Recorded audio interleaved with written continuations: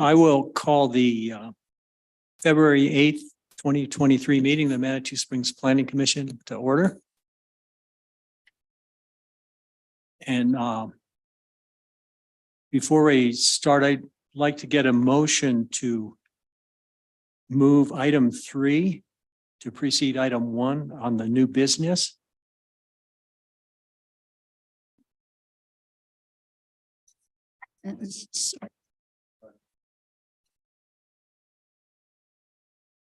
Okay.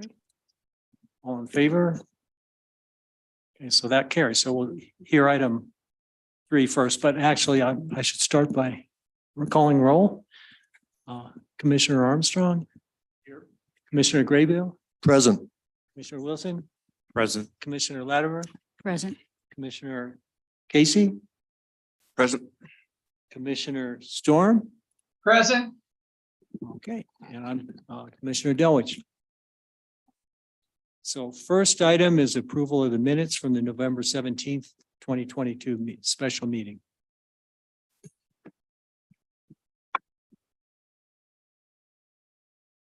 I move approval of the minutes. I'll second that. Okay, any discussion?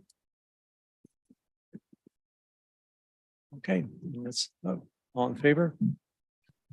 That's unanimous. So I'll move on. Next item is item 3 and item 4.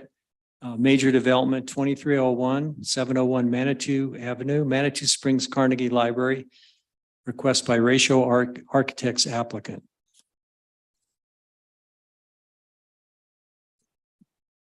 So we would be hearing items 2 and 3, the variances for the MAC versus the Carnegie Library, which we postponed.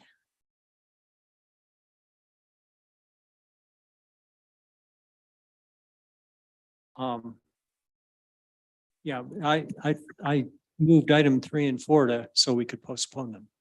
Oh, okay, sorry. Items 2 and 3 are applicable today and it's just item 4 being postponed. I apologize. Oh, I see. There's a typo there. Sorry. Okay. So we are postponing item 4. Can we have a motion to postpone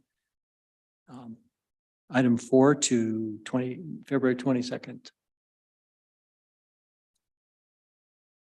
I'll make that motion. Before we do, just curious why that warrants a special meeting?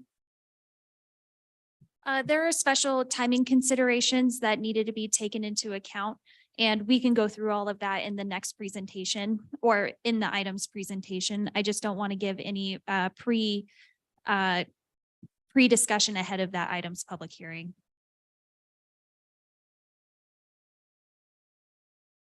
We have a motion to postpone. Is there a second? I'll second. Okay. Any discussion? Okay, so all in favor of postponing item 4? Okay, motion carries 7-0. Sure. Okay, so before we go to the next business item, I'll just describe the rules of engagement. I'll call an item for consideration, and planning staff will describe what the request was and what their analysis and findings are and what the recommendations are. Following that, during that period, if we have questions, we'll ask staff, and following that, we'll open the hearing, or we'll have the applicant speak and state their case, and we'll question them if we have questions.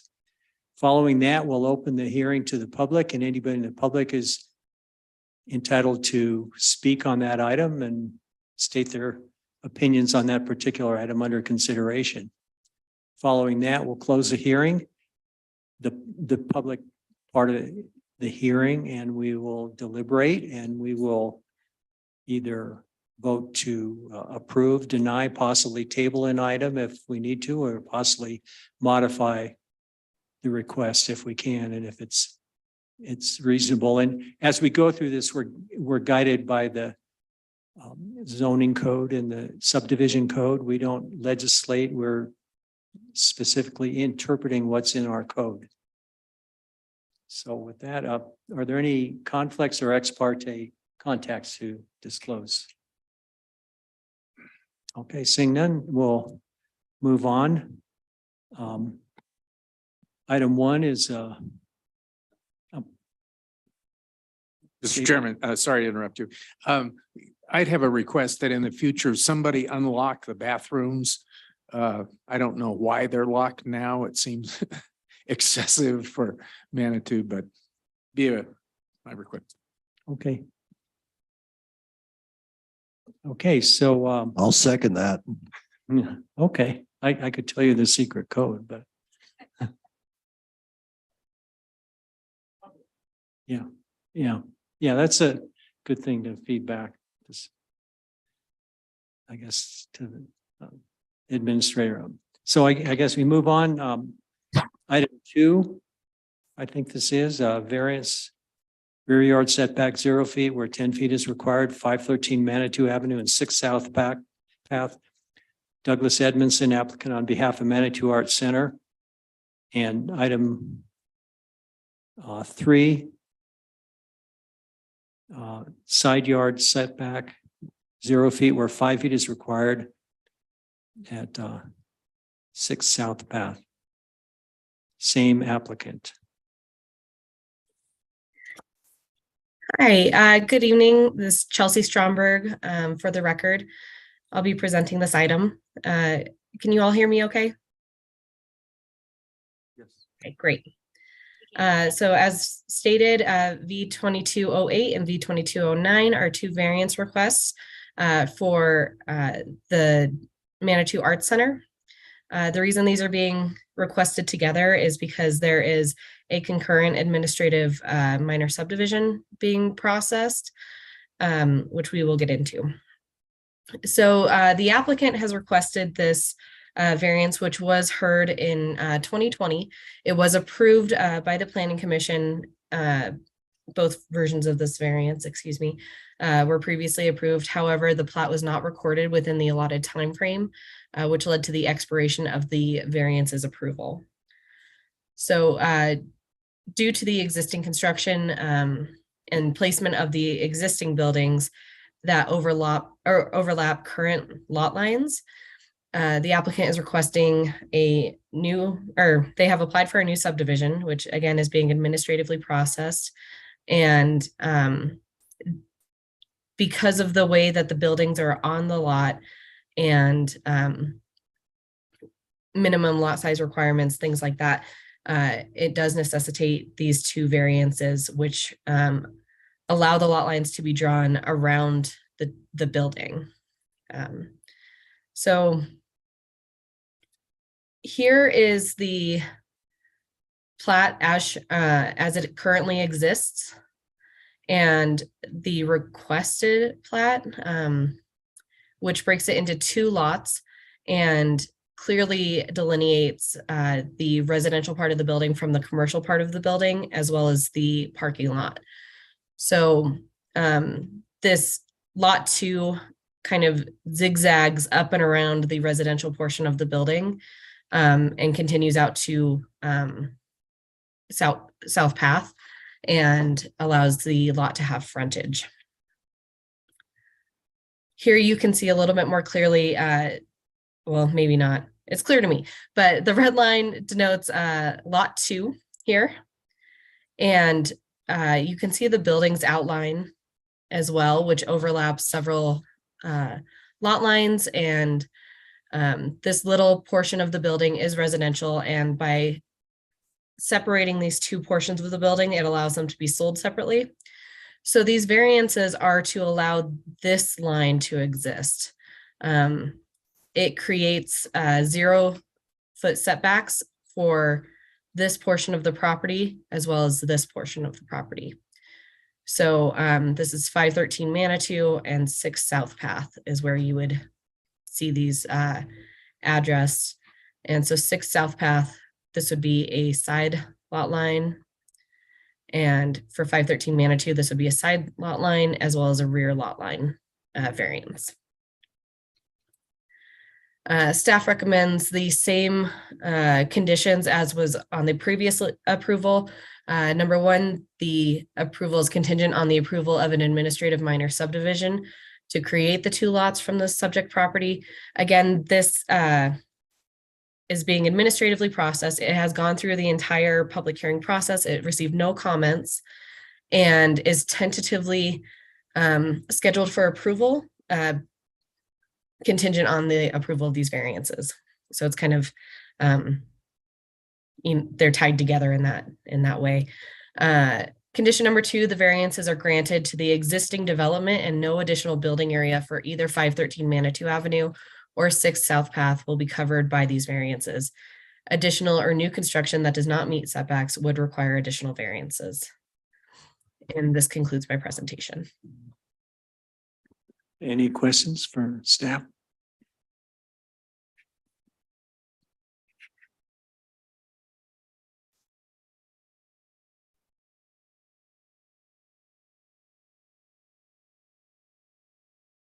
Okay, well, since there's no questions, well, the applicant can step up and state your name and address for the record. Natalie Johnson, 22 Taos Place, and I'm here because Doug Edmondson was not available. Okay, so you've seen the staff report. Are you comfortable with the right staff findings and recommendation. recommendations? Absolutely. Is there anything you'd like to add? No. Any questions for the applicant? Okay, thank you. All If right, we thank have you. any, we'll call you back. All right. Thank you. Okay, the public hearing is open now. If anybody in the audience would like to comment on this item, now would be the time. Okay, seeing no takers, we'll close the public portion of the hearing and we can deliberate.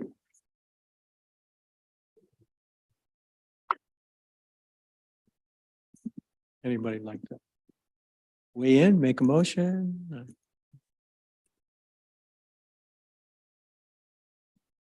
I move approval of variance 2208 and variance 2209 with the contingencies that are outlined in the staff recommendation. Okay. Second. I'll second it. Okay, I think David got there first, but so any discussion? Okay, then let's vote. All those in favor? Okay, and that's unanimous. So we're done on that one. Okay. So move on. Other business would be notice of council action and updates. Great, thank you, Chair Delwich. For the record, Hannah Van Den Wagen with the Planning Department. So we did have a couple of applications that were reviewed and approved through City Council since we last met in November. The first was the Land Use and Development Code was adopted. Yay! So that will go into effect March 1st. And we are starting to communicate new code requirements to potential applicants that will be coming in after that March 1st effective date. And we assume that your first set of applications that you will hear under the new code would probably be the April meeting, April or May. So if you have any questions or concerns about starting to review applications under the new code, if there's any special considerations or things that we can adjust, whether that's written in a staff report or something along those lines, please let me know. I know a transition can be difficult, but we're here as a resource. So just let us know what we can do. Hannah, did city council make any changes, major changes? Oh, yes, thank you. So City Council made a few changes. One of the, I should have written a list down, but I can definitely email that list to the Planning Commission in case I'm forgetting any. But one of the changes was how the definition of household was technically written. The intent is the same, but there was a little bit of wordsmithing involved. So it was clarified to make sure that groups of individuals don't count as one party in that total 5 definition. So just to clarify, if you had a couple they could only rent out to 3 other individuals, and that the couple wasn't considered as one set of related peoples for that total of 5. I know it gets a little bit like splitting hairs. So there was that technical change. However, they kept the maximum number at 5 based on Planning Commission's recommendation. There was another change that was pretty significant, and it's in regards to how appeals will be heard by the city council. So previously, there was a requirement that all appeals of Planning Commission decisions were heard de novo by city council. And basically that means that they can't consider they can only consider the decision made by Planning Commission and whether it was lawful or not. They can't have a whole new hearing. And so there were significant concerns about how that had worked in the past. So that section was changed. So now city council has the ability to choose whether they wanted to hold a de novo meeting or if they wanted to start fresh with a brand new public hearing. There was other recommendations that were made, one being that we also require new commercial structures to be solar ready. That was not a requirement in the code. It was a requirement for residential. So that will be a change that we are moving forward with pretty soon here. And one of the big ones that I was going to talk to you guys about a little bit tonight was the recommendation to move away from an incentive-based affordable housing program. In the LUDC that you reviewed, there's an incentive to provide affordable housing. They felt that incentive-based affordable housing was not appropriate for Manitou, but that we should move closer towards a requirement to provide affordable housing with new housing developments. So we as staff are considering what level is appropriate for Manitou and making sure that we're moving forward in a way that we're compliant with all applicable laws. In 2021, there was a new law passed by the state that allowed municipalities to require affordable housing. However, there are caveats tied to that. And one of the big caveats is that we provide an acceptable alternative to developers so that they don't have to provide affordable housing, but instead do something else. So before rushing into making any changes that night at City Council, we're going to bring essentially what is an inclusionary zoning ordinance forward that will have those considerations taken into account. So we are going to go to City Council work session. We'll be bringing ideas forward to Planning Commission. We'll be talking with the Housing Advisory Board and communicating with other cities on how they've accomplished that reasonable alternative and just see what's right for Manitou and if we need to proceed. So that will be a big thing happening in 2023. And that's what I recall. Alan, I'm not sure if you recall any other major ones. 2 other items. One was in the multi-use commercial zone, all previously known as a URA overlay. They changed the height, max height to 36 from 35 feet. And the other thing that was probably more significant was in the original draft that we approved, the lot coverage allowance for that zone was 75, just like other commercial zone or the other commercial zone. But there was a caveat that if 15% of the permeable surface was, of the paved surface was permeable, they could go up to 90% lot coverage. And so council nixed that. So it's basically back to how it had been before, which is 75% lot coverage. And those are the 2 I can think of that were in that zone. Everything else I think was pretty similar to how it was. And what was council's rationale for nixing the 90%? I think it was concern about having too much lot coverage. They wanted to keep it like, for example, I think the Holiday Inn Express is 74% lot coverage. And they felt that was sufficient. So I think that was this straw man that was thrown out as like, well, isn't that enough? And do you remember the rationale was between, or the reason for the height change? Yeah, I think it was, there was some discussion about, if you remember originally there had been 35 or 39, if it was back 50 feet. And there was a lot of discussion about what the rationale was for having that. And it was to have sufficient height for 3 stories with commercial on the bottom. And the feeling was that 36 would give them enough to do that. Yeah, that's correct. That's what I recall as well. I'll double check and make sure that that was the complete list, but those were the major points and the major changes. So we will, and there was also instruction to come back to fix the commercial solar standard. And then also we're going to make a small adjustment to the vested rights section, just a technical change that we're working with the city attorney on. So there will be another ordinance moving forward pretty quick for those small technical edits. We also will be doing an audit of the code essentially at the 6-month mark after implementation starts, just to make sure that as we start using it, that we didn't forget anything, that it works as it should, that we didn't find any errors that were unintentional. And if we do, we'll bring a cleanup forward.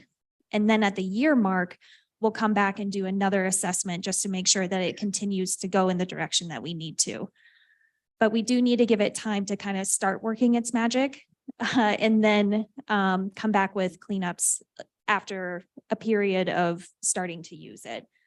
But we do want to consider the LUDC a living document to some extent. So as new projects come forward, we think that it'll be the direction that Manitou wants to go in. But if we find that something just is not working, we can go ahead and change it. So I do want to not have it considered a concrete document that we never can adjust or relook at. But yeah, so that's where city council landed, and it ended up being a unanimous vote, which is pretty significant. Yeah, and there was a little discussion at the meeting last night about business license. Right. So we did add, we have been tracking a series of things that are minor technical edits that we need to make as we've started to communicate code requirements. And one of the things that came up at last night's city council meeting during the conversation about a new fee schedule was whether our home occupation section was written in a way that included folks who work from home. And so the intent was, or the idea was, that we don't consider folks who work from home or solely work on the computer. They don't have major deliveries coming in and out of the house or clients visiting the house, that those should not necessarily be considered a home occupation. But that those businesses that do have external impacts should still be required to get a permit, this, that, and the other. So we will be making, we added that to the technical edit list. So we'll be clarifying that and making sure that folks who just work from home don't have to get a home occupation permit. Were there any changes to the short-term rental section? No, So applicants can start March 1st that's correct. Yes. and they have to live there still, correct? Yes, so all new short-term rentals have to be owner occupied. The ones that were approved under conditional uses, they're grandfathered in Sure. under the old code. Any other questions?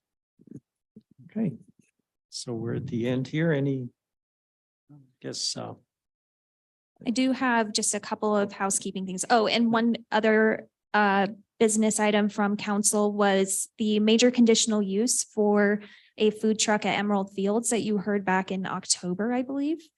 That was denied by city council, but the reasoning was so that that applicant can actually come in under a temporary use permit once the new code goes into effect. They felt that a conditional use essentially cements their right to have a food truck in perpetuity. But a temporary use permit may be a more appropriate mechanism to permitting that type of use at that location. And so the applicant was fine with that decision, and you'll maybe see it come back as a temporary use permit instead.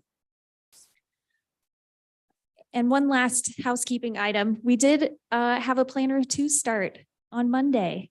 So you'll see her next month. Erin Ringsred joined our team on Monday. She comes from the Houston area.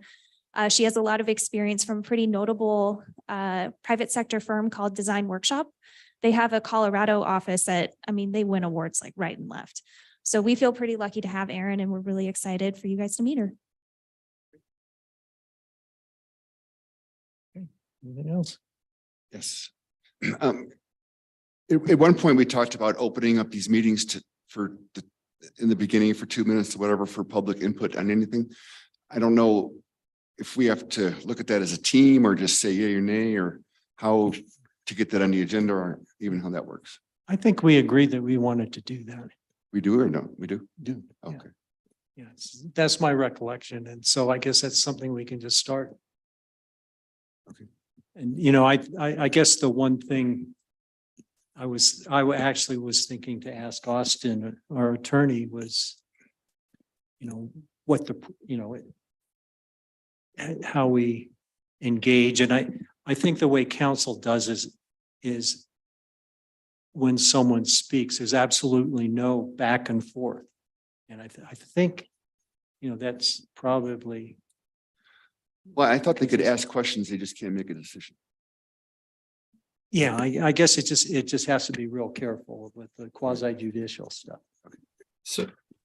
So I typically do like a short little script for if you're gonna add that to your agenda. So you'll do like a general public comment section. That's typically what I call it, or a non-agenda public comment section, one of the two. And then I will typically give my chairs like a quick little script to read that basically says that the purpose is to like hear general feedback on an issue that is not on the agenda before the commission tonight. And it's not a question and answer session or a back and forth, but just a chance for citizens to voice their concerns on the record for issues that don't have a specific agenda item for that night or a future meeting. So if it's helpful, I can kind of prepare a little script for you, Chair, and you can have that when you're introducing that item in future meetings. Yeah, that would be great. Okay, great. And we'd have to change this a little bit, right? Just put a Yeah. permanent. Right. Something. Yeah. Yeah, just sort of like city council does. I think that's the first item after the roll call. Do we need to market this or get the word out, or is it not necessary? I mean, how would the public know that they can have input if you don't let them know? Well, we can just show it on the agenda and The city has a public information officer. Yeah, I can consult with the public information officer and get an opinion. okay. There's nothing else. We have a motion to adjourn. All in favor? Okay. Need to break this down?